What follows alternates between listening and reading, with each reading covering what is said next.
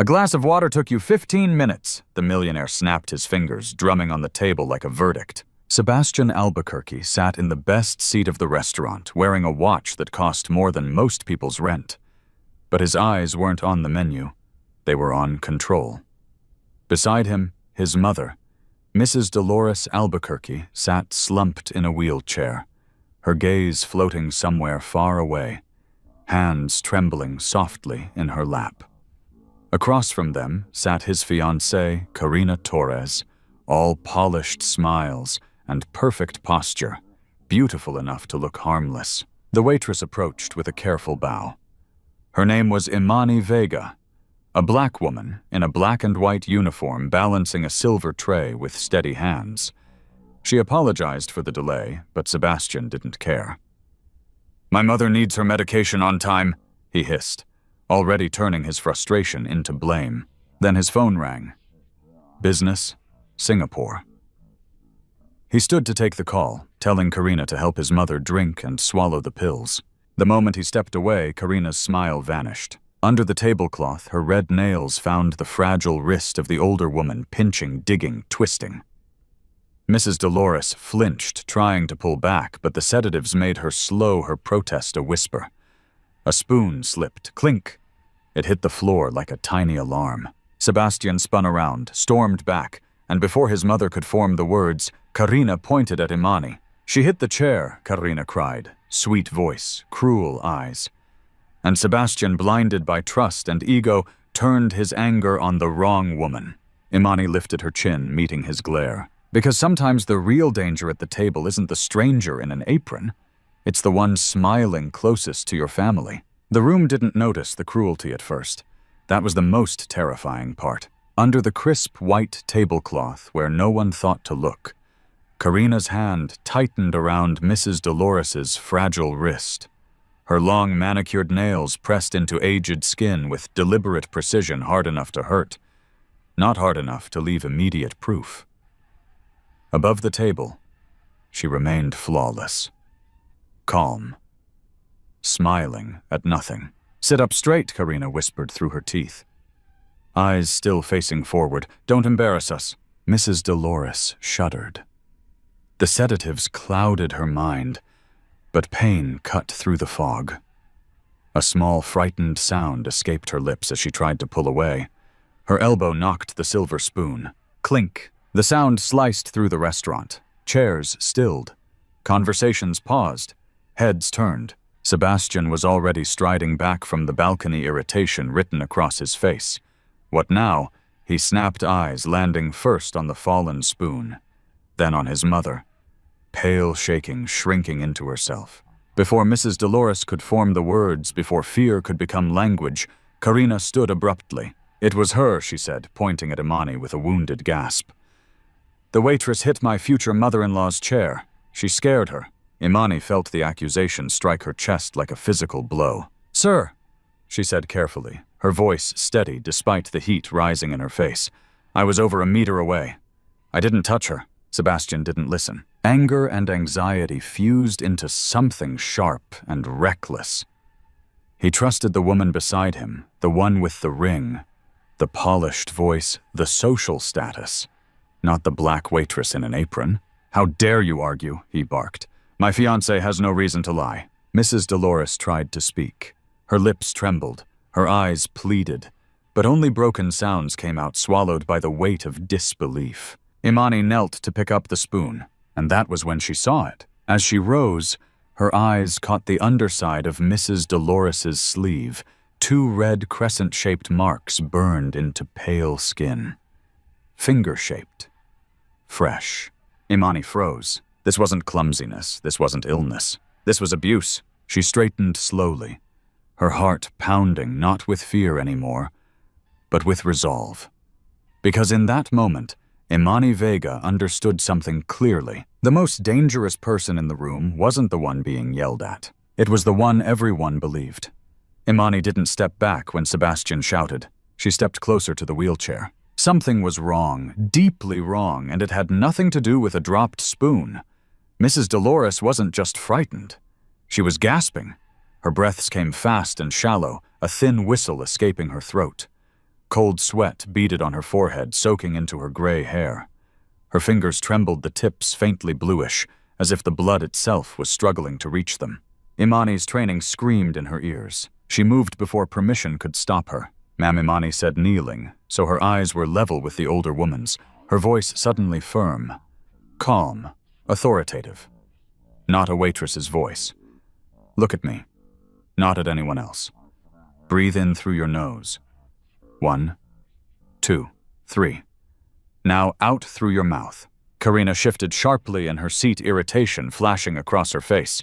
What do you think you're doing? She snapped. Don't touch her. Imani ignored her. She placed 3 fingers gently on Mrs. Dolores's wrist, right where the radial artery pulsed wildly beneath fragile skin. Her eyes flicked to the cheap watch on her own wrist. Too fast. Far too fast. Pulse is over 120, Imani said quickly, more to Sebastian than to anyone else. Pupils dilated. She's in acute cardiovascular panic. She needs warm water and space now. Sebastian grabbed her shoulder, yanking her back. Get your filthy hands off my mother, he roared. You're a waitress, not a doctor. Imani stumbled, but caught herself. Heart hammering. Sir, she said, breathless but steady. If you don't let her calm her breathing, she could faint, or worse. Or... Karina laughed softly, venomously. Oh, please. Playing doctor now? That's cute. My future mother-in-law has the best physicians in the city. She doesn't need advice from someone who clears tables. Mrs. Dolores whimpered as Imani stepped back, her fragile calm unraveling the moment that steady voice left her. Imani clenched her fists. She had been humiliated, accused, threatened, but she couldn't walk away. Because this wasn't about pride. It wasn't about money.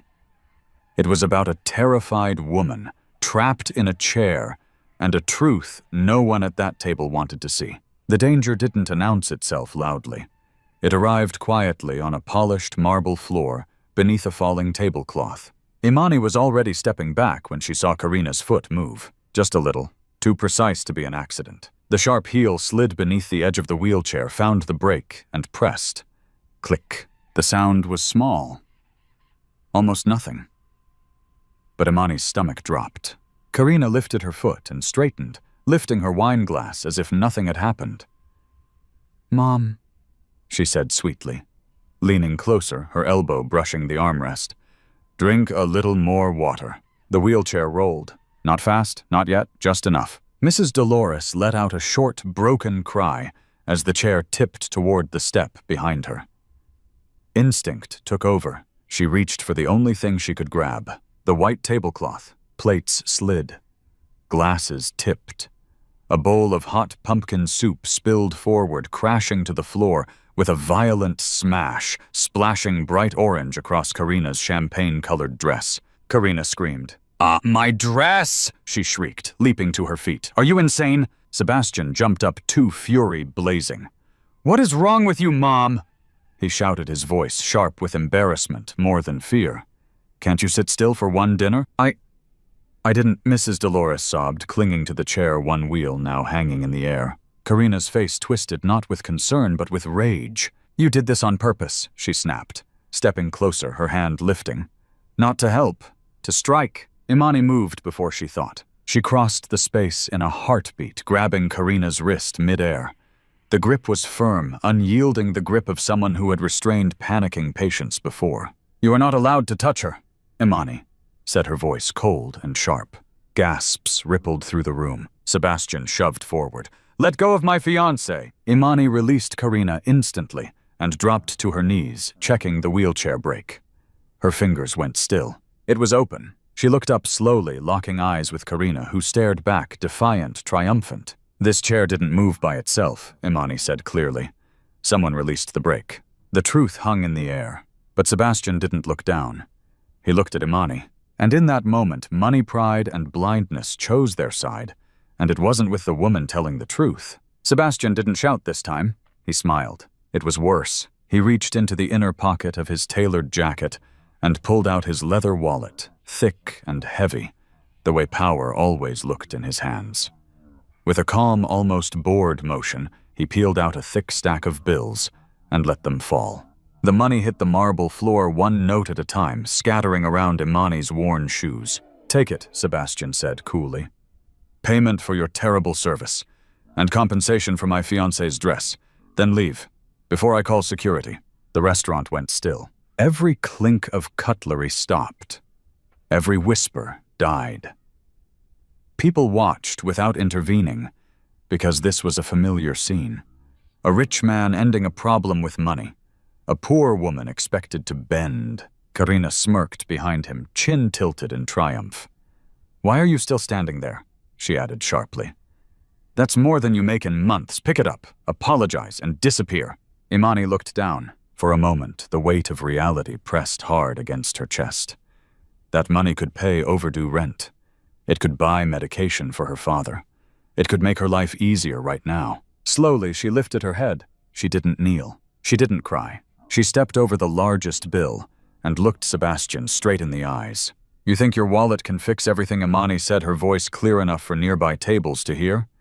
"It can replace a dress. It can silence a room." She turned slightly, gesturing toward the trembling woman in the wheelchair. "But it can't slow her heart rate. It can't stop her fear. And it won't save her if something happens tonight." Sebastian's smile faltered. "You're out of line," he snapped. "Get out!" Imani nodded once. Then she turned not toward the door yet, but toward Mrs. Dolores. She knelt beside her again, ignoring the tension slicing through the air. "Ma'am," Imani said gently, her tone soft, now human. "Remember what I told you. In through the nose, out through the mouth. Don't hold your breath." Mrs. Dolores's shaking hands reached out blindly, clutching the sleeve of Imani's uniform for a brief second, before Sebastian stepped between them, blocking the view. "That's enough," he said coldly. Imani rose. She didn't look back at the money. She walked away with empty hands, and her dignity intact. Behind her, Mrs. Dolores watched with frightened eyes, and for the first time all evening, someone at that table understood the truth. The woman being thrown out was the only one who had tried to protect her. The moment Imani disappeared through the glass doors, something shifted in the room. It was subtle, almost invisible, but it terrified Sebastian. His mother's hand shot out with a strength that didn't belong to someone so frail. Her thin fingers clamped around his wrist nails, digging into his skin, as if she were clinging to the edge of a cliff. "No," Mrs. Dolores whispered. Not slurred, not confused, clear. Sebastian froze. He looked down at her, startled. Her eyes, those eyes everyone said were lost to illness, were wide open, now burning with raw fear. She pulled his hand closer to her face, so close he could smell her breath. Bitter, sharp, like crushed almonds. Don't send her away," she whispered again, each word trembling but deliberate. She knows. She knows." A chill ran straight down Sebastian's spine. Before he could respond, Karina was already there, prying his mother's fingers loose one by one, with practiced calm. "Shh, Mama," she cooed sweetly, though her grip was firm, almost painful. "You're confused again. The medicine is wearing off." Mrs. Dolores recoiled at her touch, her body folded inward, shoulders, hunched, eyes darting toward the door Imani had just walked through, as if that door had been the last place she felt safe. Sebastian stood there stunned. For the first time, the picture didn't fit. His mother wasn't behaving like a woman lost in dementia. She looked like a trapped animal, alert, terrified, and very aware of who stood beside her. On the drive home, the silence was unbearable. Karina complained about her ruined dress, dabbed angrily at dried soup stains, talked about having it replaced. Mrs. Dolores sat rigid in the back seat, pressed against the door, eyes fixed on Karina's reflection in the window. Every time Karina shifted, she flinched. Sebastian noticed. He couldn't stop noticing. When they arrived home, Karina insisted on handling everything. She took the wheelchair from him, steering it away with brisk efficiency. "I'll give her the supplement and put her to bed," she said lightly. "You look exhausted." Sebastian watched his mother disappear down the hallway. Then he looked at his wrist. Red marks, half moons, fresh. His stomach turned. In the quiet that followed, Imani's voice echoed in his head, not angry, not pleading. "Your money can't save her." For the first time that night, Sebastian Albuquerque felt something crack. Not his pride, his certainty. And somewhere deep inside, a terrifying question began to form, one he had never dared to ask before. What if the woman I trusted most is the one my mother is afraid of? That night, sleep never came. Sebastian sat alone in his study, the lights off the city glowing faintly through the tall windows. His mother was locked in her room to rest, Karina said. Locked. The word echoed now sharp and wrong. Sebastian replayed the evening again and again, the way his mother recoiled the half-moon marks on her wrist, the bitter almond smell on her breath, the calm authority in Imani's voice when she spoke of danger. He opened his laptop. Control had always been his weapon. Tonight it became his reckoning. By dawn, the truth began to surface. His private security team sent the first report. Imani Vega, former medical student, top of her class, left school to care for her father after a stroke. Sebastian stared at the screen, nausea rising. He remembered his words. A waitress playing doctor. He closed his eyes, shame burning hot. Then came the footage. Restaurant cameras, grainy, silent, undeniable. He watched Karina's hand slip beneath the table, saw the nails dig into his mother's wrist, rewound, slowed it down. Again. He watched the heel nudge the wheelchair brake, the calculated pause, the staged panic, and then himself standing tall, righteous, throwing money to erase the problem. Sebastian turned away from the screen and vomited into the sink. The final blow arrived by phone. The restaurant manager spoke softly, almost apologetic. Sir, the envelope. The money you dropped it was returned. Miss Vega left a note. Sebastian unfolded the message with trembling hands. Your mother's wrist bruises are from external force, not a fall. Her breath smells of bitter almonds, possible sedative overdose. Please review her medication. Keep her warm. She had been humiliated, dismissed, shamed, and still she warned him. The room felt suddenly too small. Sebastian stood, grabbed his keys, and ran. He didn't go to the office. He didn't call Karina. He drove straight through the waking city to the poorest neighborhood he had ever entered, stopping in front of a small, tired house with peeling paint. Imani opened the door, holding a worn anatomy book. I'm sorry, he said, the words breaking as he said them. I was blind. Please, my mother is in danger. I need your help. Imani studied him for a long moment. Then she stepped aside. Get up, she said quietly. We don't have time. As they drove back, rain began to fall hard, cleansing, relentless. Sebastian watched it streak across the windshield and understood finally what money had cost him. It had bought silence. It had bought arrogance. And it had almost cost him his mother. Tonight he would choose differently. Rain followed them back to the mansion, drumming against the windows like a warning that refused to be ignored. Sebastian didn't use the front entrance. He parked at the side, led Imani through a narrow service door, and whispered apologies he didn't yet deserve. Inside the house smelled wrong, too much perfume layered over something chemical and stale. Imani noticed immediately. She always did. They found Mrs. Dolores curled on her side in a dim room, her breathing shallow, her skin clammy.